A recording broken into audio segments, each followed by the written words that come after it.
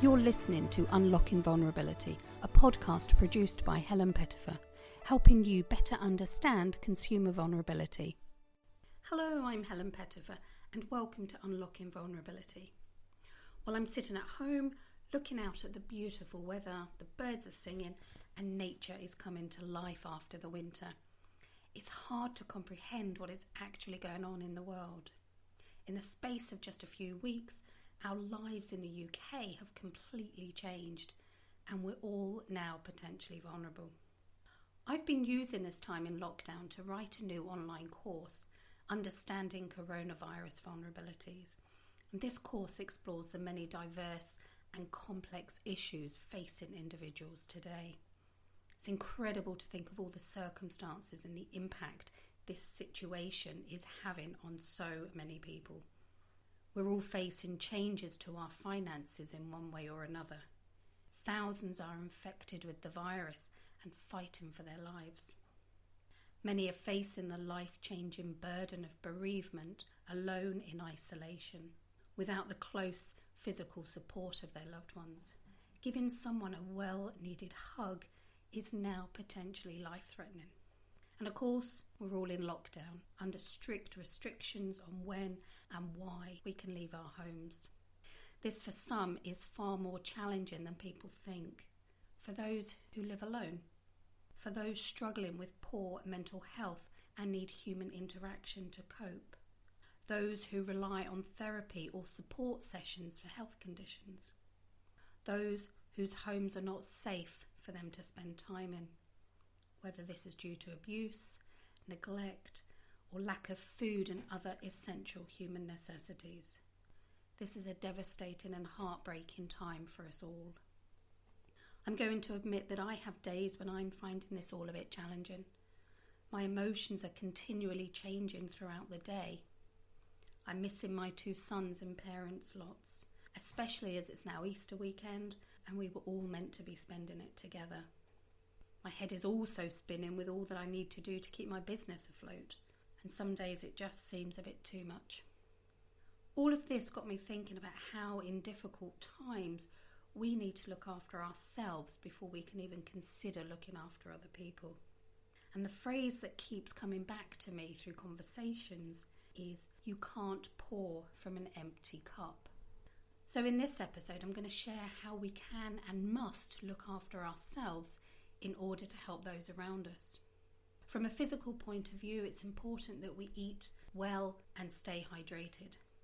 This could be the time when you want to indulge in chocolate, snacks and alcohol, and I know I have on occasions these past few weeks. However, it's all about striking that balance, eating well and regularly throughout the day. It can also be hard to feel motivated to get moving. Exercise is crucial to positive mental health. We need to stay positive during these difficult, challenging times. We're still allowed out for our daily exercise, so if you can use this time to get a good long walk in, get the bike out too. And there's also lots of online exercise videos that you can follow. I personally joined a PE session with Joe recently, and it just so happened to be the morning he was dressed as Spider-Man. To be honest, I don't think I'm his target market, but it was good fun anyway. It's also vital to get a good night's sleep. A good amount of sleep is crucial. People I have spoken to have said that their sleep patterns have changed. They're going to bed later, they're getting up later, maybe having an afternoon nap. Personally, I'm finding I'm wide awake for a couple of hours in the night. And then, of course, when the alarm goes off, I'm fast asleep and not ready to get up. It's really important to maybe find a good evening routine that works for you and try to switch off your mind before bed. I've found that not looking at the news in bed has helped me quite a lot. I also want to talk about emotions.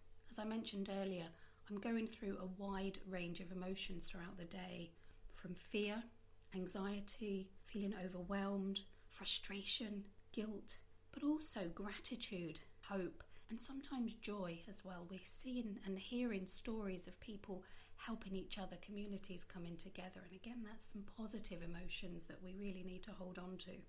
It's important to identify the emotions as you feel them. Acknowledge them. Don't beat yourself up about the way that you feel. These emotions are obviously really important to you. Also, it's really important that you find somebody that you trust, that you can talk to about how you're feeling.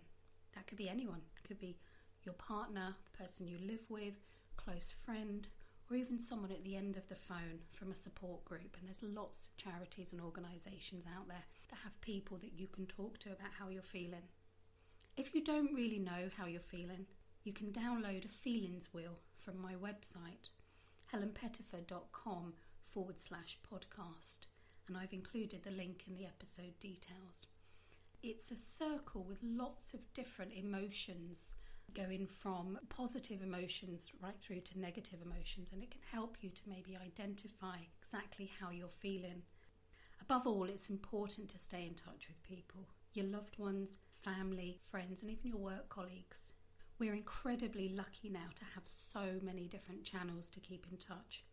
I'm regularly Skyping with my parents, using Zoom for work chats, and I'm even chatting with my teenage son on the chat box on Steam. So I'm learning as well as I go along. From my podcast point of view, I usually record episodes every 2 weeks. However, now I personally feel I need to be publishing episodes far more frequently, as vulnerabilities and people's situations are changing every day.